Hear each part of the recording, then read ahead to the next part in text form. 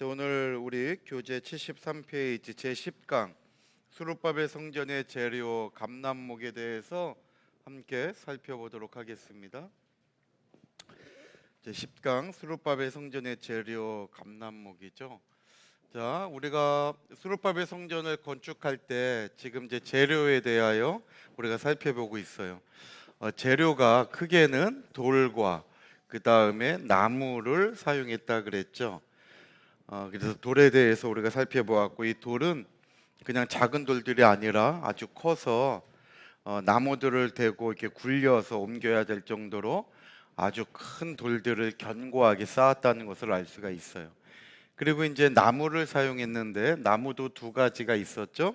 그래서 지난 시간에 우리는 백향목에 대하여 신앙적인 부분, 이 백향목이 구속사적으로 우리에게 어떤 의미를 주는지를 살펴보았고요. 이제 두 번째 감람목, 감람나무라고 하는 이제 감람목을 또 하나님께서 사용하게 하셨어요. 백향목은 이스라엘 백성들의 이스라엘 땅에 자생하지 않아요. 그래서 백향목은 레바논에서 수로를 통해 지중해 바다를 통해서 이 요바까지 이동하고 또 요바에서 예루살렘까지 육로를 통하여 이동했다는 것을 우리가 알 수가 있었죠. 이 감람목은 이스라엘에 자생하는 나무예요. 이스라엘의 아주 흔한 나무 가운데 하나가 이 감람목인데, 오늘 이 감람목이 어디에 사용되어졌고 또 이 감람목이 성경에서는 어떠한 의미를 가지고 있고, 더 나아가서 결론적인 부분에서 구속사적으로 이 감람목이 우리들의 신앙을 세 가지의 모습으로 나타내고 있는데, 그 세 가지의 구속사적인 우리들의 신앙의 모습은 무엇인지 오늘 이 감람목에 대해서 함께 살펴보려고 합니다. 자, 그래서 우리 교재 73페이지에 보면 산에 올라가서 얻은 나무다 그랬죠. 학개서 1장 8절을 우리 다 같이 읽어볼게요. 시작. 너희는 산에 올라가서 나무를 가져다가 전을 건축하라. 자, 여기 보세요. 여기 볼 때 너희는 산에 올라가서 나무를 가져다가 전을 건축하라 그랬죠. 여기 산은 감람산을 얘기하는 거고, 나무는 감람나무를 얘기하는 거고, 여기 전은 수르바벨 성전을 얘기하고 있는 거예요. 학개서의 배경은 지금 수르바벨 성전을 짓는 과정 중에 있기 때문에 여기에서 성전은 바벨론 포로 1차 귀환자들이 짓고 있는 수르바벨 성전을 얘기하고 있는 거죠. 자, 그럼 1번에 보면 학개서 1장 8절에 산은 특정한 한 산을 얘기해요. 왜냐하면 산을 하르라 그래요. 이 산이라고 하는 단어가 히브리어로 하르라고 하는 단어를 써요. 하르. 그래서 하르, 이것이 이제 산이에요. 그런데 이 앞에 히브리 원문에 보면, 여기 지금 우리 학개서 1장 8절은 그냥 너희는 산에 올라가라 그랬잖아요. 이 산이 아니라 히브리 원문에 보면 하라고 하는 정관사가 하나 더 있어요. 그래서 하하르예요. 이 하르, 여기 앞에 있는 하가 여기 이제 정관사예요. 정관사. 그러니까 특별히 이 산은 아무 산을 얘기하는 것이 아니라 하나님께서 특별한 산을 지칭하고 있다는 거죠. 그래서 정확하게 얘기하면 너희는 그 산에 올라가서, 그 산이라고 하는 것은 이스라엘 백성들이 하나님이 그 산 하면 아는 거죠. 서로 아는 거예요. 우리도 전라도 분들은 거시기 하면 그냥 우리는 몰라도 다 알잖아요. 그 황산은 버린가 뭐 영화가 뭐 이렇게 역사 영화 할 때 경상도 그 스파이가 그 전라도 그 장군들이 그 작전 회의하는 거 들어갔잖아요. 들어갔는데 거시기 가서 거시기가 거시기에서 뭐시기 하라 그러니까 하나도 못 알아듣죠. 근데 거기 있는 사람들은 다 거시기가 뭐고 뭐시기가 뭔지 다 알잖아요. 그러니까 지금 하나님께서 이스라엘 백성들에게 야, 그 산에 올라가서 그 나무 그걸 가지고 성전을 지어라 할 때, 이 산은 아무 산이나 가르치는 것이 아니라 이스라엘 백성들에게는 특정되어 있는 산이에요. 그게 바로 이제 감람산이라는 거죠. 감람산. 밑줄에 감람 적으시면 되겠죠. 그래서 예루살렘에서 가깝고 감람나무가 많은 감람산을 가리키는 거예요. 그래서 사도행전 1장 12절에 제자들이 감람원이라 하는 산, 동산 원자잖아요. 그러니까 감람나무 동산이에요. 감람나무가 얼마나 많으면 감람원이라 그러겠어요. 감람원이라 하는 산, 이게 바로 감람산을 얘기하는 거죠. 그 감람원이라 하는 산으로부터 예루살렘에 돌아오니 이 산은 예루살렘에서 가까워. 그 감람산은 예루살렘에서 가까워요. 그래서 안식일에 가기 알맞은 길이다. 안식일에 움직이면 돼요, 안 돼요? 안 되잖아요, 안식일에는요. 그래서 그냥 우리 성도님들이 알지만 이게 사진이 이렇게 번질 줄 몰랐는데 여기가 이제 예루살렘이에요. 예루살렘. 이제 대충 우리가 아니까 대충 그냥 확인만 하시면 좋을 것 같아요. 예루살렘. 여기가 이제 성전이에요. 그리고 밑에 다윗성이 있는 거예요. 그래서 요 앞으로 요쪽이 동쪽이에요. 예루살렘 성전 동쪽으로 기드론 골짜기가 이렇게 이제 흘러요. 기드론 골짜기가 흐르고 그 다음에 아래쪽으로 흰놈의 골짜기가 이렇게 흘러요.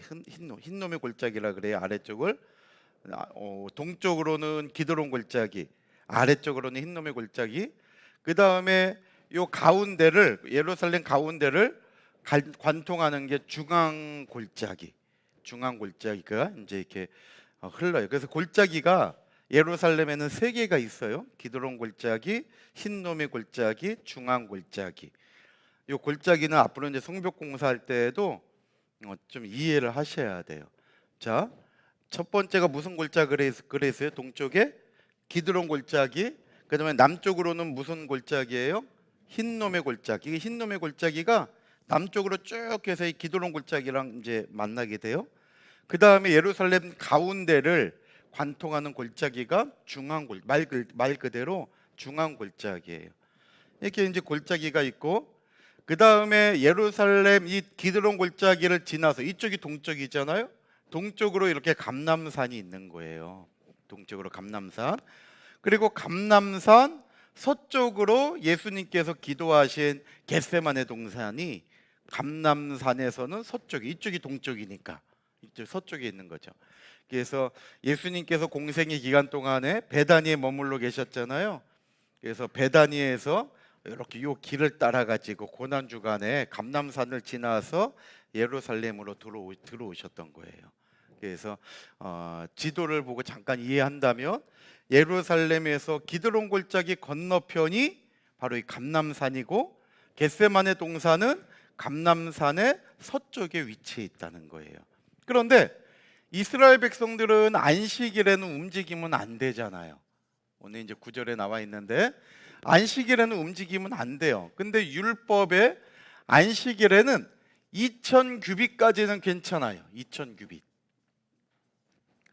1000규빗, 1규빗이 45.6cm니까 1000규빗이면 456m잖아요.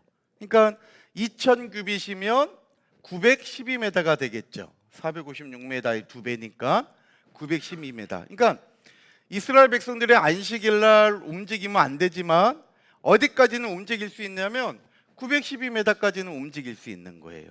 근데 요 예루살렘에서 감람산이 예루살렘에서 감람산이 약 1.1km 정도 된다 그래요. 1.1km. 그러니까 요 감람산 요 어귀에는 1km 안쪽이니까 안식일에도 왔다 갔다 해도 법에 걸리지 않는 거리는 된다는 거죠. 그래서 그게 이제 사도행전 1장 12절의 말씀이에요. 그래서 제자들이 감람원이라는 산으로부터 예루살렘에 돌아왔어요. 근데 이 산은 예루살렘에서 가까워 안식일에도 가기 알맞은 길이라.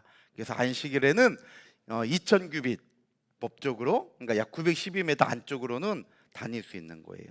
그래서 감람산을 설명하고 있는데 이 감람산은 예루살렘 동쪽으로 1.1km 지점에 위치한 해발 814m. 예루살렘은 853m 정도 되거든요.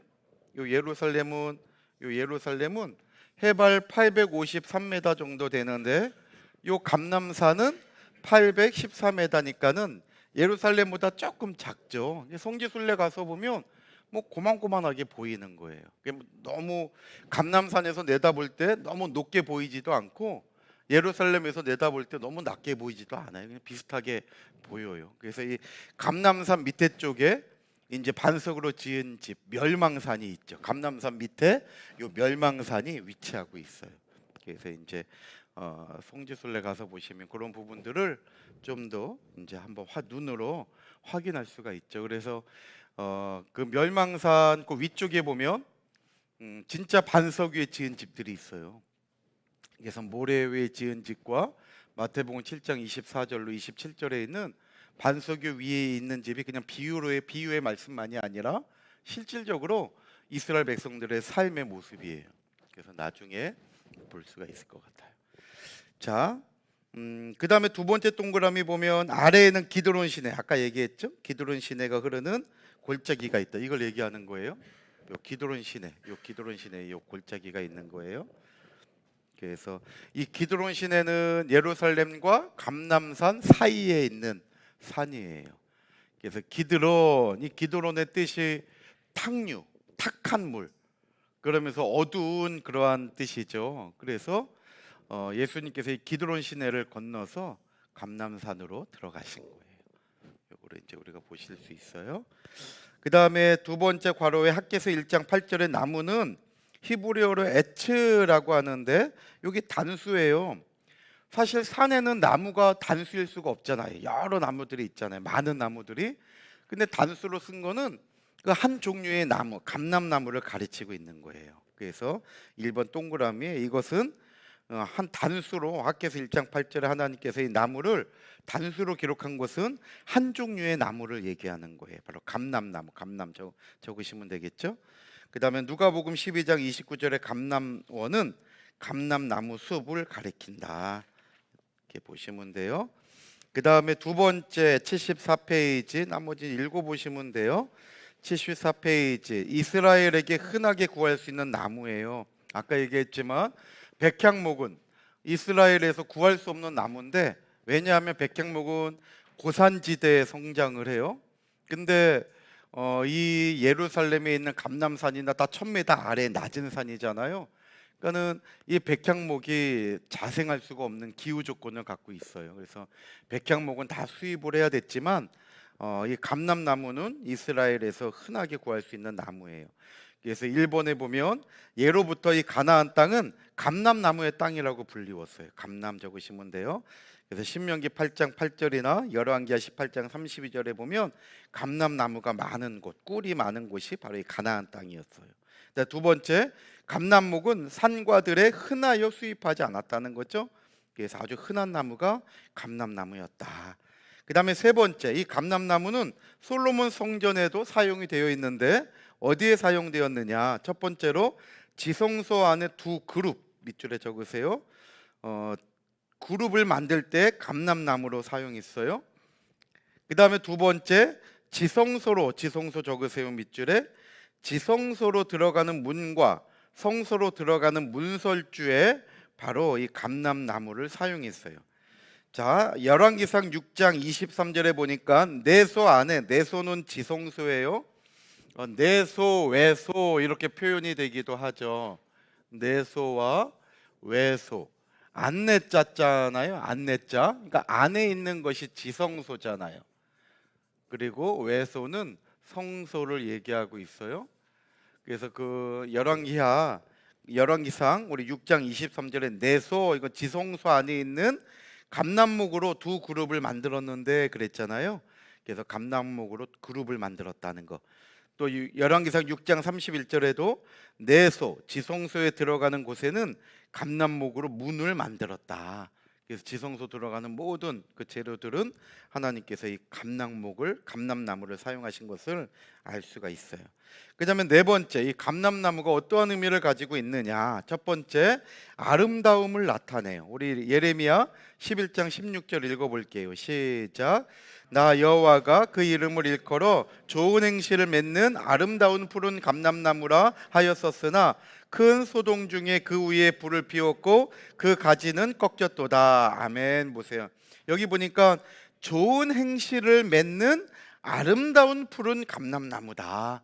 그래서 이 감람나무를 아름다운 나무인데, 어떤 아름다운 나무냐? 좋은 행실을 맺는 아름다움을 나타낼 때 푸른 감람나무다, 이렇게 비유로 썼다는 거죠. 호세아서 14장 6절에도 이스라엘의 아름다움을 감람나무로 표현하고 있는 거예요. 그래서 그 아름다움은 감람나무와 같고, 그 아름다움, 이스라엘 백성들을 얘기하고 있는 거예요. 그러니까 신앙이 좋았던 이스라엘 백성들을 하나님께서는 감람나무로 표현한 거죠. 그래서 감람나무는 성경에서 이와 같이 아름다움을 나타낼 때 사용된 거예요. 또 두 번째로 축복을 나타내요. 밑줄에 적으세요. 축복. 시편 128편 3절에 네 집 내실에 있는 네 아내는 결실한 포도나무 같으며 네 상에 둘린 자식은 어린 감람나무 같으리로다. 그러니까 여기 상에 둘려 있는 많은 자식들이 어린 감람나무와 같다. 이건 축복을 얘기하고 있는 거예요. 너가 자손의 축복이 이렇게 많이 받았다는 것을 어린 감람나무로 얘기하고 있는 거죠. 그런가 하면 세 번째, 감람나무는 소망을 나타내요. 소망. 그래서 창세기 8장에서는 노아가 홍수 심판 때 비둘기를 보내는 장면이 나오잖아요. 창세기 8장에 나오는데, 자, 처음에 노아가 까마귀를 내보냈죠. 까마귀를 내보내니까 까마귀가 들어오지 않고 계속 왕래하면서 물이 감한 것을 까마귀는 계속 보고 있었던 거예요. 그래서 방주를 떠나지 않고 까마귀는 계속 왕래하면서 다녔죠. 그랬더니 창세기 8장 8절로 9절에 노아가 첫 번째 비둘기를 보내요. 첫 번째 비둘기를 보내는데, 이 첫 번째 비둘기는 물이 감한 곳을 찾지 못하고 다시 돌아와서 방주 안에 들어오게 되죠. 그로부터 7일을 노아가 더 기다려요. 7일을 더 기다려서 창세기 8장 10절부터 11절 말씀 볼 때에 노아가 두 번째 비둘기를 보냈는데, 이 두 번째 비둘기가 감람새 잎사귀를 물고 오죠. 이 두 번째 비둘기가 희소식을 가져와요. 바로 감람나무 새 잎사귀를 물고 노아에게 들어오게 됐죠. 그래서 바로 이 감람새 잎사귀를 통해서 노아는 소망을 갖게 된 거예요. 물이 감해지고 있구나. 이제 하나님께서 곧 이 방주를 무트로 인도해 주시겠구나 라고 하는 소망을 노아는 갖게 돼요. 그래서 이 감람나무는 노아에게 있어서는 소망을 보여주고 있는 거죠. 그 다음에 네 번째, 예수님의 증인된 교회를 얘기해요. 교회. 요한계시록 11장 3절에 보면, 요한계시록 11장 3절에 보면 두 증인을 얘기하고 있어요. 그런데 이 두 증인이 11장 4절에 뭐냐? 두 감람나무고 두 촛대라고 얘기하고 있어요. 이 두 증인이 바로 두 감람나무고 두 촛대다. 그런데 이 촛대는 뭘 상징하느냐? 요한계시록 1장 20절 말씀 볼 때에 바로 교회를 상징하는 거예요. 그래서 바로 이 감람나무는 예수님의 증인이 되는 교회를 상징하고 있다는 것을 우리가 알 수 있다는 거죠. 그 다음에 다섯 번째로 하나님의 백성을 가리켜요. 감람나무는 하나님의 백성. 그래서 76페이지, 75페이지 하단에 백성 적으시면 되겠죠. 4번에는 교회 적으시면 되겠고, 자 76페이지에 시편 52편 8절에 오직 나는, 다윗을 얘기하는 거예요. 여기서 나는은 다윗이에요. 다윗이 나는 하나님의 집에 있는 푸른 감람나무 같음이요 그랬잖아요. 감람나무는 바로 하나님의 백성 다윗 스스로가 나는 하나님의 감람나무다, 이스라엘 백성들을 가리키고 있는 거예요.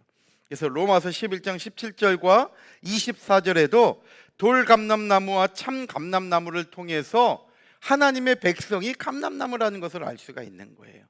그래서 하나님의 백성을 감람나무로 성경에서는 비유하고 있다는 거. 그래서 성경에서 이와 같이 크게 감람나무를 영적으로 5가지 의미를 두고 이렇게 표현하고 있다는 거죠. 아름다움과 축복과 또 소망과 또 예수님의 증인된 교회, 또 하나님의 백성들을 가리키고 있다는 거예요. 자, 이제 마지막으로 결론적으로 아주 중요한 감람나무의 구속사적인 교훈을 함께 살펴보려고 합니다. 감람나무의 구속사적인 교훈이에요. 자, 3가지인데 첫 번째는 하나님의 백성은 끝까지 견디며 인내해야 된다는 것을 얘기하고 있죠. 첫 번째, 자, 인내 적으시면 돼요. 인내. 자, 우리가 감람나무를 통해서 알아야 될 첫 번째는 인내예요. 인내. 이 인내는 감람나무의 속성이기도 해요. 이 인내는 감람나무의 속성이기도 해요. 자, 왜냐하면 설명이 잘 돼 있어요. 첫째로 감람나무는 성장이 느려서 처음 열매를 맺기까지 10에서 14년 정도 걸려요. 그런데 제대로 된 열매를 맺기 위해서는 적어도 몇 년 이상 기다려야 된대요? 30년. 그러니까 제대로 된 열매를 맺으려면 30년을 기다려야 돼요. 그러니까 인내하지 않으면 감람나무의 열매를 우리가 거둘 수가 없는 거죠. 세 번째로 이와 같이 천천히 성장하기 때문에 백향목도 그랬잖아요. 1년에 1cm씩 백향목, 지난주에 우리가 살펴봤지만 1년에 1cm씩이니까 얼마나 천천히 자라요. 그 대신에 백향목은 그렇게 천천히 자라는 대신에 결이 곱고 단단하다 그랬잖아요. 감람목도 마찬가지예요.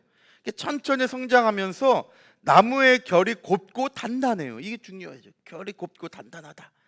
그래서 이것은 건축 재료로 적합하기 때문에 성전 건축에 많이 사용되었던 거예요. 그러니까 저와 여러분들도 빨리 성장하는 것도 중요하지만 더 중요한 것은 결이 곱고 단단하게 성장해야 하나님이 쓰시는 재료가 된다는 거예요.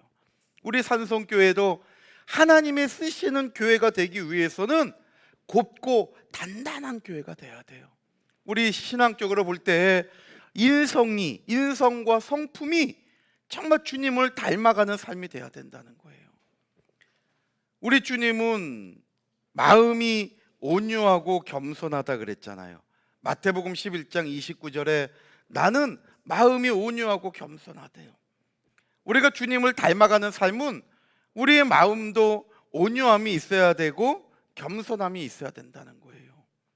저와 여러분들이 하나님의 말씀을 늘 볼 때마다 조금씩 내 성품이 바뀌어져서 예수 그리스도와 같이 오늘 이 감람나무처럼 결이 곱고 단단하게 정말 예수님과 같이 온유하고 겸손함으로 하나님의 뜻을 위하여 나아가는 신령한 감람나무가 되어야 된다는 거예요. 그러니까 주님도 자신을 가리켜서 푸른 감람나무다 그랬잖아요. 누가복음 23장에 이와 같이 푸른 감람나무에게도 이같이 하거늘 너희들이 하물며 어떻겠냐. 그러니까 예수님도 당신을 푸른 감람나무로 비유하면서 이 땅의 3년의 공생애 동안에 수많은 환난과 역경을 겪으셨다는 거예요. 그래서 주님의 그러한 온유함과 겸손함의 성품처럼 저와 여러분들도 늘 말씀이 우리의 거울이 되어 가지고 그러한 성품을 닮아갈 때에 그러한 우리 교회와 저와 여러분들이 하나님의 그러한 뜻을 이루어가는 도구로 쓰임받게 될 줄로 믿으시기를 바랍니다. 그래서 감람나무의 수명은 대략 600년이고 1000년까지 사는 나무도 있대요. 그래서 실질적으로 성지순례 가서 보면 이걸 얘기해 주는 분도 있고 얘기 안 해주는 분도 있던데, 그 겟세마네 기념교회 예수님께서 기도하신 그 바위가 이렇게 흔적이 있잖아요.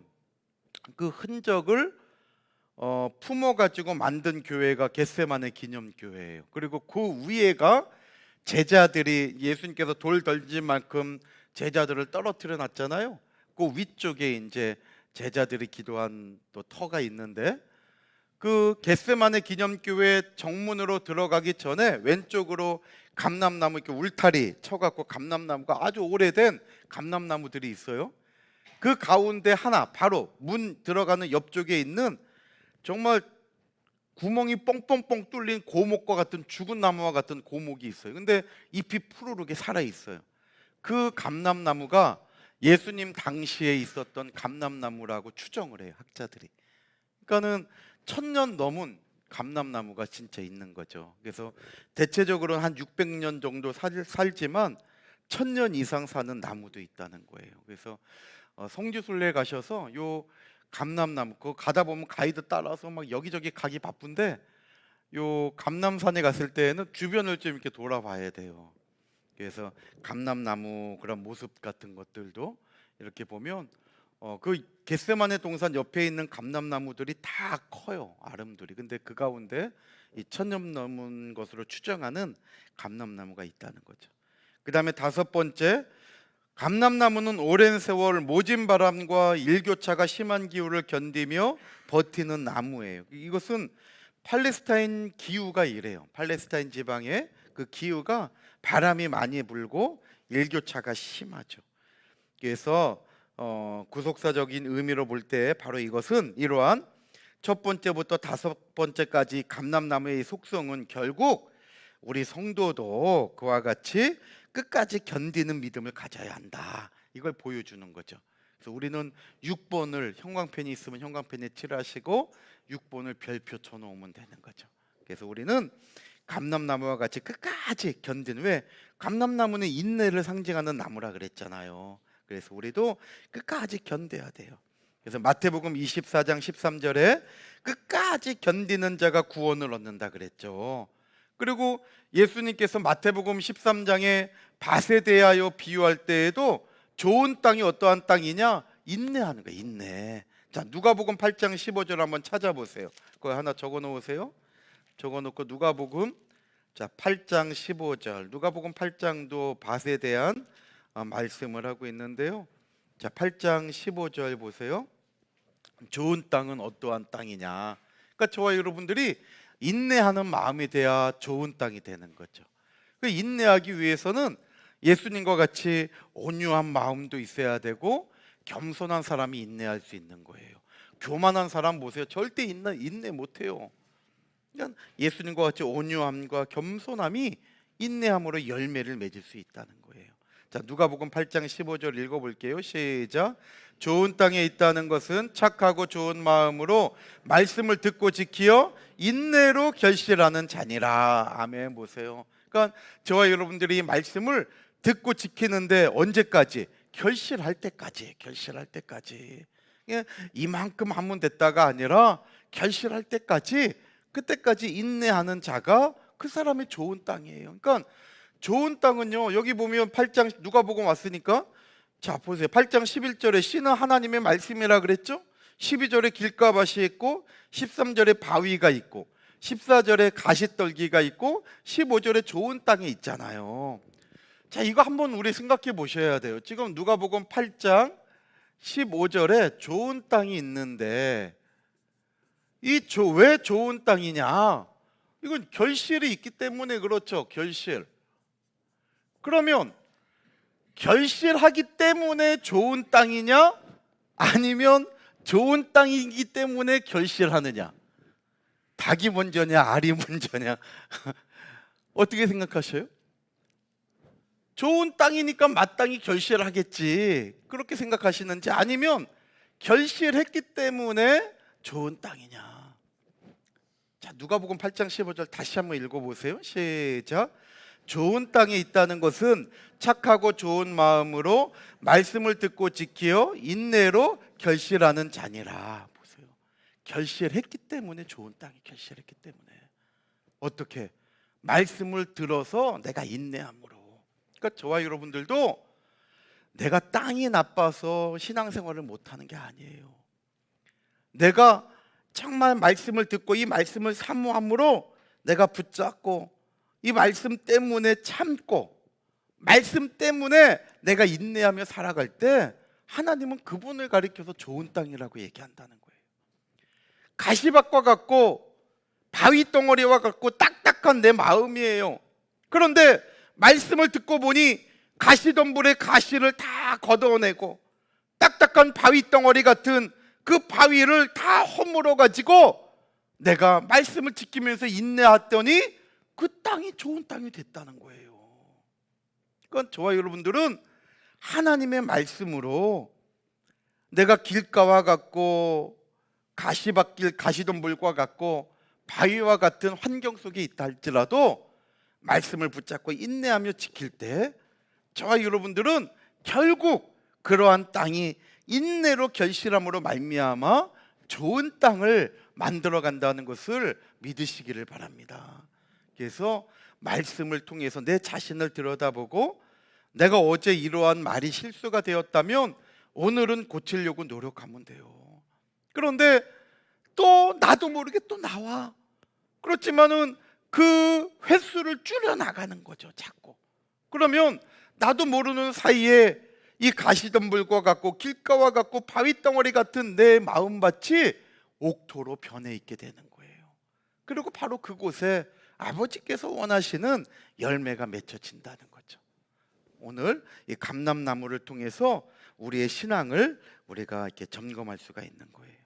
그래서 감람나무 꼭대기 밑에서 세 번째 줄에 76페이지 감람나무 꼭대기에 남은 몇 개의 실과는 온갖 시련 중에서도 하나님의 은혜로 신앙의 순결을 지키며 끝까지 남은 자를 가리키는 거예요. 남은 자. 온갖 시련 중에서도 끝까지 남은 자. 뭘로 남아요? 인내하면서 남는 거죠. 인내로. 그러니까 인내하면 남지 못해요. 인내하지 못하면 내 직분을 감당하지 못해요. 인내하는 사람이 직분을 감당할 수가 있는 거예요. 1년이라고 하는 하나님이 나에게 주신 그 사명, 또 나에게 주신 구역장, 기관들의 임원, 기관장, 또 전도사, 목사, 정말 인내하지 않으면 할 수 없어요. 로마서 11장 5절 다 같이 읽어볼게요. 시작. 그런즉 이와 같이 이제도 은혜로 택하심을 따라 남은 자가 있느니라. 아멘. 보세요. 남은 자가 되는 비결은 은혜예요. 은혜. 그러니까 내 힘만으로는 되지 않아요. 하나님의 은혜가 나에게 인내할 수 있도록 도와주셔야 되고, 하나님의 은혜가 나를 온유함과 겸손함으로 붙들어 주셔야 내가 끝까지 남은 자가 될 수 있다는 거예요. 그래서 우리는 남은 자가 돼야 되는데, 그 남은 자가 될 수 있는 비결도 내 힘이 아니라 오직 하나님의 은혜예요. 그래서 하나님의 은혜를 사모하고 정말 끝까지 그 은혜 안에 인내함으로 말미암아 저와 여러분들이 이와 같이 좋은 땅, 하나님이 원하시는 결실을 맺는 그런 마음밭을 회복하며 살아가는 저와 여러분들이 다 되시기를 주님의 이름으로 축원합니다. 하나님의 은혜가 아니면요 용서할 수도 없고, 하나님의 은혜가 아니면 억울해. 그냥 내가 당한 거 같고 내가 피해자 같고. 그러니까 하나님의 은혜가 와야 나도 그 은혜의 거울에 나를 보니까 나도 똑같았구나. 하나님의 은혜가 나를 발견하게 하고, 하나님의 은혜가 상대방의 아픔을 보게 하고, 하나님의 은혜가 서로의 실수를 바라보게 하는 거예요. 그러니까 교회나 가정이나 우리의 삶 속에 이 하나님의 은혜가 아니면 저와 여러분들은 살아갈 수가 없고 결국 남은 자가 될 수가 없는 거예요. 그래서 정말 하나님의 은혜, 고린도전서 15장 10절에 나의 나된 것은 하나님의 은혜라고 고백하는 그 바울처럼 저와 여러분들도 늘 은혜를 사모하면서 나는 할 수 없지만 하나님의 은혜에 이끌려 인내하고 하나님의 은혜의 삶을 살았더니 마지막 남은 자가 되는 축복의 사람들이 다 되시기를 주님의 이름으로 축원합니다. 자, 두 번째, 하나님의 백성은 성령 충만해야 돼요. 이것이 감람나무를 통하여서 우리에게 주는 결론의 말씀이에요. 감람나무는 성령을 우리에게 나타내 보여주고 있어요. 왜냐하면 감람나무의 열매를 쥐어 짠 게 올리브유, 감람유잖아요. 그래서 이 감람유는 식용이나 당시에 첫 번째로는 식용, 두 번째로는 의약품, 세 번째로 등유로 사용되었어요. 그런데 이 성전에도 이 감람유를 쓰게 했다는 거죠. 요 출애굽기 27장 20절은 참 중요해요. 자, 한번 읽어볼게요. 시작.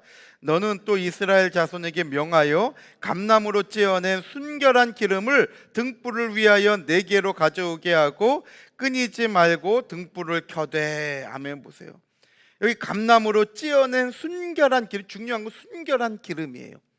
이거 갓 찌어낸 기름이에요. 갓 찌어낸 기름. 이 기름으로 성막에 등불을 밝힌 거예요. 그래서 이와 같이 이 감람유는 성전에 사용된 기름이에요. 그래서 이 기름은 세 번째 동그라미에 성령의 역사를 나타내요. 사도행전 10장 38절에 하나님이 나사렛 예수에게 성령과 능력을 기름 붓듯했다 그랬죠. 기름 붓듯했다. 그러면서 이 성령과 능력에 힘입어서 착한 일을 행하시고 마귀의 눌린 자를 고치셨다고 말씀하고 있죠. 요한일서 2장 20절에도 너희는 거룩하신 자에게서 기름 부음을 받고, 성령을 받은 걸 갖다가 기름 부었다 얘기하고 있는 거예요. 그러니까 성령 충만이 바로 기름 부음이죠. 요한일서 2장 27절에도 기름 부음을 얘기하는데 바로 성령의 역사예요. 성령의 역사. 그래서 우리가 기름 부음, 성령의 역사, 성령 충만을 받아야 우리가 하나님 아버지의 마음을 알 수가 있는 거예요. 그래서 요한복음 14장 26절 말씀 볼 때 예수님께서 아까 그 기드론 시내를 건너면서 그 겟세마네 동산에 올라가시면서 주님께서 제자들에게 야, 이제 내가 너에게 보혜사 성령을 보내주겠다 그랬죠. 보혜사 성령. 내가 아버지께로 가면 아버지께서 너희에게 보혜사 성령을 보내주신다는 거예요. 돕는 성령이에요. 그래서 이 보혜사 성령이 너희에게 아버지께서 모든 것을 가르쳐주는 역할을 하게 한다는 거예요. 그래서 생각나게 하고 너희가 말할 것을 가르쳐준다는 거죠. 그래서 하나님 아버지께서 이 보혜사 성령을 너희에게 보내주신다는 거예요. 그래서 오늘날 저와 여러분들도 이 성령의 충만을 받아야 되는 거예요. 그래서 네 번째, 우리 성도는 기름 부음의 충만, 곧 성령의 충만을 받아야 된다. 충만이라고 하는 것은 차고 넘치는 거잖아요. 충만. 어떤 그릇에 차고 넘치는 거예요. 그러니까 내가 성령 충만된다는 것은 이 성령이 내 안에 머물러 있는 정도가 아니라 내 안에 그냥 막 차고 흘러 넘치는 거예요. 이게 성령 충만. 에베소서 5장 18절에 오직 성령의 충만을 받으라 명령이에요. 오늘 저와 여러분들이 성령 충만을 받지 않으면 하나님의 일을 감당할 수 없다는 거예요. 사도행전 2장 4절에 오순절 성령 강림의 사건으로 그 마가 요한의 다락방에 모였던 많은 사람들이 120 문도들이 전부 다 성령의 충만함을 받았다고 얘기하고 있는 거죠. 저희가 다는 오순절 마가 요한의 다락방에 모여서 기도 시기를 범치 않고 계속적으로 기도했던 120 문도들을 얘기하고 있는 거예요. 성령의 충만을 받았대요. 사도행전 4장 31절에도 성령이 언제 충만하게 됐느냐? 빌기를 다했더니, 빌기를 다함에 모인 곳이 진동하더니 무리가 다 성령이 충만하여, 그 성령 충만의 결과가 어떻게 돼요? 담대히 하나님의 말씀을 전하니라. 사도행전 2장 4절에도 다 성령의 충만함을 받고 성령이 말하게 하심을 따라 다른 방언으로 말하기를 시작하니라. 그러니까 성령 충만을 받은 사람은 반드시 내 말이 아니라 말씀을 증거하게 돼 있다는 거예요. 반대로 성령 충만이 없는 사람은 말씀을 전하는 게 아니라 자기 말만 전해. 자기 말만, 자기 자랑만 하고 자기 얘기만 하는 거예요. 오늘 저와 여러분들은 많은 사람들과 만났을 때 말씀을 전하는 도구가 됩니까? 아니면 자꾸만 내 얘기만 하게 됩니까? 성령 받은 사람들의 특징은 하나님의 말씀을 전하게 되는 거예요. 그런데 언제 성령이 충만하게 됐느냐? 사도행전 4장 31절에 빌기를 다하매, 기도를 다했더니, 여기 빌기를 다하매가 현재 완료형으로 쓰여져 있어요. 시제가 현재 완료, 지금 정말 기도를 다 끝낸 거예요. 현재 완료예요. 완료. 기도를 다 한 거예요. 그러니까 과거부터 지금까지 계속적으로 기도함으로 말미암아 이 현재 완료형의 그 의미는 기도의 분량을 채운 거예요. 기도의 분량. 기도의 분량이 찬 상태를 얘기해요. 그러니까 우리의 기도 분량이 다 찼더니 성령의 역사가 임했다는 거죠. 요한계시록 8장 3절 말씀 볼 때, 2절 3절 볼 때 우리가 기도할 때 천사가 금양로에다가 우리의 기도를 담잖아요. 그래서 그 기도의 분량이 다 차면 그걸 가지고 하나님께 가지고 올라간대요. 그러니까 우리는 기도의 분량을 채우고 있느냐라고 하는 사실이에요. 빌립보서 여기 사도행전 4장 31절에 빌기를 다함에, 이것은 기도의 분량을 다 채웠더니 결과 어떻게 돼요? 성령이 충만하게 되었다는 거예요. 오늘 저와 여러분들도 성령을 충만하게 받기 위해서는 기도의 분량을 채워야 돼요. 새벽에도 또 틈날 때마다 교회에 오셔가지고 또 이렇게 예배 시간에 좀 더 일찍 오고, 그래서 기도의 분량을 채워 나갈 때 하나님께서 성령의 역사를 이루어 주는 거죠. 그리고 이 성령의 역사는 말씀의 역사예요. 말씀. 그래서 성령 충만은 말씀 충만이에요. 요한복음 6장 63절에 내가 너희에게 이른 말이 영이요 생명이라 그랬어요. 내가 너희에게 이른 말, 하나님의 말씀이죠. 하나님의 말씀이 바로 영이고 생명이래요. 그러니까 하나님의 말씀이 충만한 사람은 성령이 충만한 사람이 되고, 그분은 하나님이 주시는 생명으로 가득한 사람이 되는 거예요. 그래서 바로 말씀 충만할 때 성령 충만해야 돼요. 그러니까 우리는 말씀과 기도가 떠나서는 안 되는 거예요. 그래서 디모데전서 4장 5절에 말씀과 기도로 거룩해진다고 디모데전서 4장 5절에 말씀하고 있죠. 말씀과 기도로. 그러니까 늘 하나님의 말씀으로 우리가 충만해야 되는 거예요. 그래서 저와 여러분들이 늘 말씀 충만, 성령 충만으로 하나님의 정말 맡겨주신 사명을 늘 이루어가는 저와 여러분들이 다 되시기를 바랍니다. 그래서 성령 충만의 방법은 두 가지예요. 첫 번째로는 기도의 분량이 차야 되고, 두 번째로는 말씀이 충만해야 된다는 거예요. 말씀 듣는 자리에 빠지면 안 되고, 기도하는 자리에 빠지면 절대 성령 충만을 받을 수가 없다는 거예요. 마지막 세 번째, 이것이 가장 중요한, 다 중요하죠. 이 세 가지가. 감람나무는 우리의 인내를 얘기하고 있고, 또 성령 충만을 얘기하고 있고, 마지막 세 번째 바로 십자가의 삶을 얘기하는 거예요. 십자가의 삶. 이것이 감람나무가 우리에게 보여주는 의미예요. 그래서 밑줄에 77페이지 밑에 십자가 적으시면 돼요. 자, 학개서 1장 8절 아까 우리가 봤잖아요. 너희가 산에 올라가서, 히브리 원문에 보면 그 산에 올라가서 나무를 베라 그랬는데 그 나무가 단수였거든요. 바로 이 나무가 바로 예수님의 십자가를 나타내고 있는 거예요. 그래서 이 나무, 에츠라는 단어인데, 나무가 히브리어로는 에츠라 그래요. 나무가 히브리어로는 에츠라는 단어를 써요. 에츠라는 단어를 쓰는데, 이것이 예수님 당시에는 헬라 문화가 돼 있으니까 사람들이 히브리어를 잘 모르잖아요. 그래서 헬라 시대 사람들에게 성경, 구약 성경을 알려주려고 이 히브리어를 헬라어로 성경을 바꿔서 썼잖아요. 그 성경을 뭐라 그래요? 70인경이라 그러죠. 원래는 72명의 유대인들이 이 히브리 성경을 갖다가 헬라어 성경으로 바꾼 거예요. 이때 이 에츠라는 단어, 이 나무를, 이 에츠라고 하는 이 나무를 이 유대인들이 랍비들이 뭘로 번역을 했냐면 이 헬라어를 크실론이라는 단어로 바꿨어요.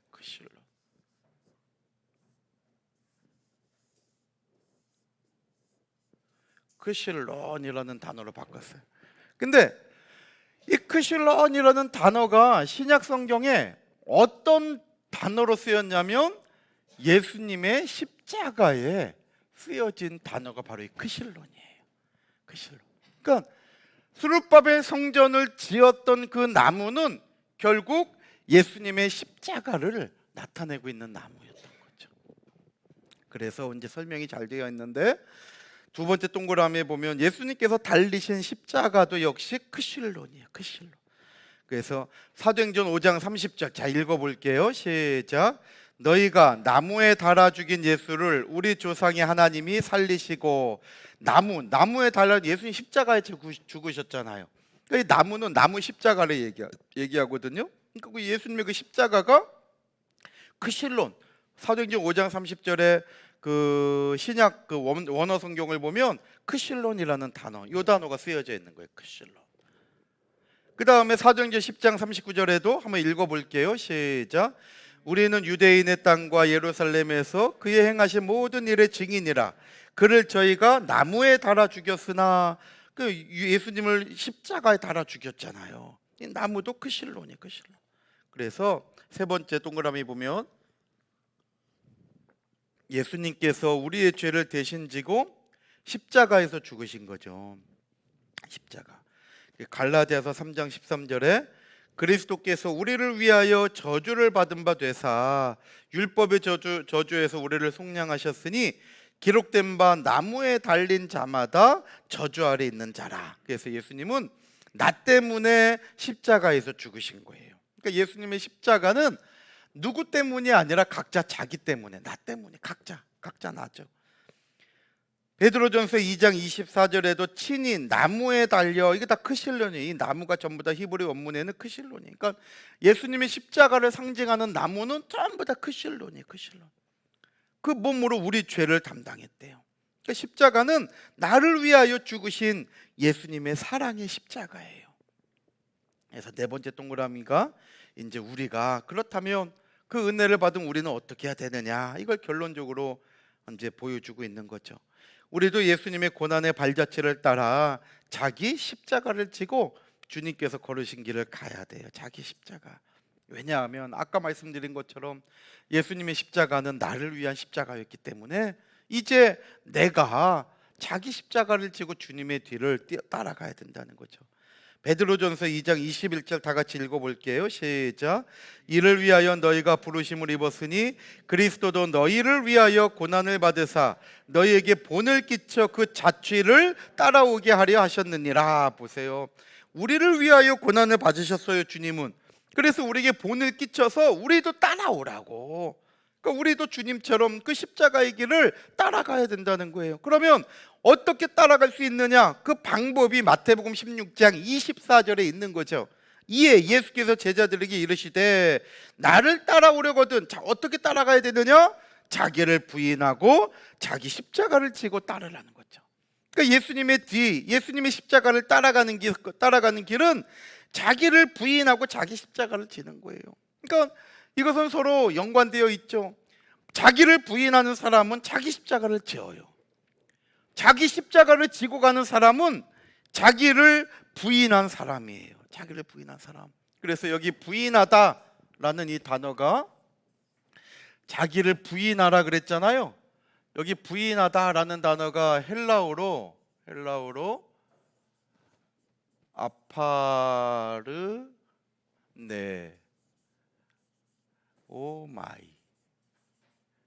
아파르네오마이라 그래요. 아파르네오마이. 근데 이 부인하다라는 이 단어, 이것은 완전히 그냥 딱 잡아떼는 걸 얘기하는 거예요. 그러니까 자기를 부인하라고 할 때 난데 내 자신을 완전히 딱 잡아떼고 부인하는 거예요. 그래서 이 단어가 예수님께서 베드로에게 사용하셨어요. 마태복음 26장 34절에 야 베드로야, 너 닭 울기 전에 나를 너 3번 부인한다. 예수님께서 베드로에게 3번 부인할 것을 예고하셨잖아요. 이때 예수님께서 쓰신 단어가 아파르네오마이예요. 그러니까 야, 너 완전히 네 자신을 딱 잡았대. 그렇지 않으면 안 돼. 근데 베드로가 자기의 그 정체성을 잡아떼지 못한 거죠. 그러니까 베드로의 정체성은 뭐예요?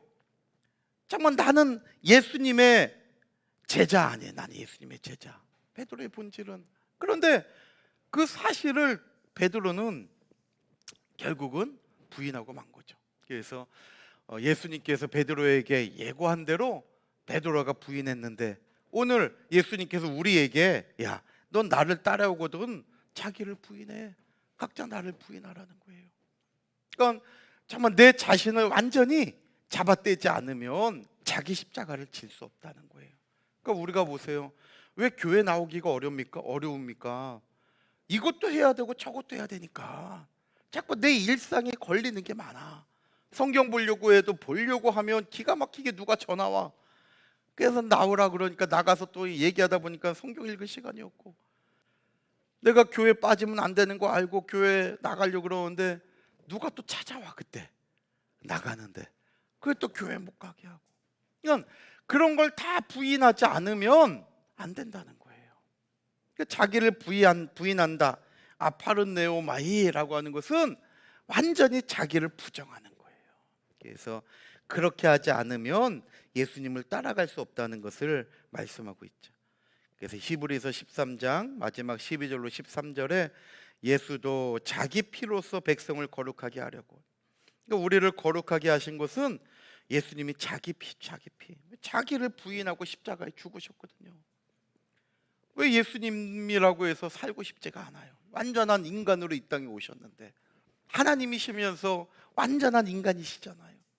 근데 예수님도 자기를 부인하고 자기 피로서 나를 거룩하게 하려고 성문 밖에서 고난을 받으셨다는 거예요. 죽으신 거예요.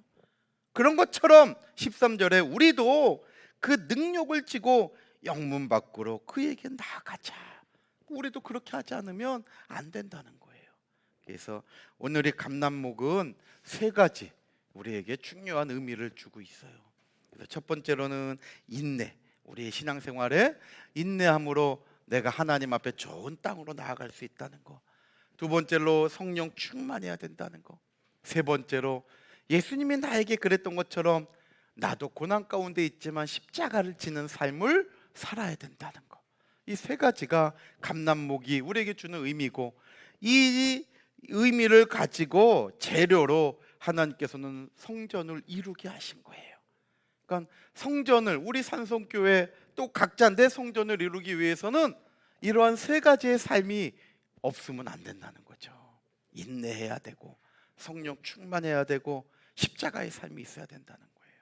그래서 우리 산성교회에도 저와 여러분들도 이 감람나무의 교훈을 잘 깨닫는 가운데 그저 지식적으로 알고 끝나는 것이 아니라 힘들지만 하나하나 정말 이 말씀대로 살려고 몸부림치면서 하나님의 뜻을 이루어가는 저와 여러분들의 남은 시간들이 다 되시기를 주님의 이름으로 축원합니다.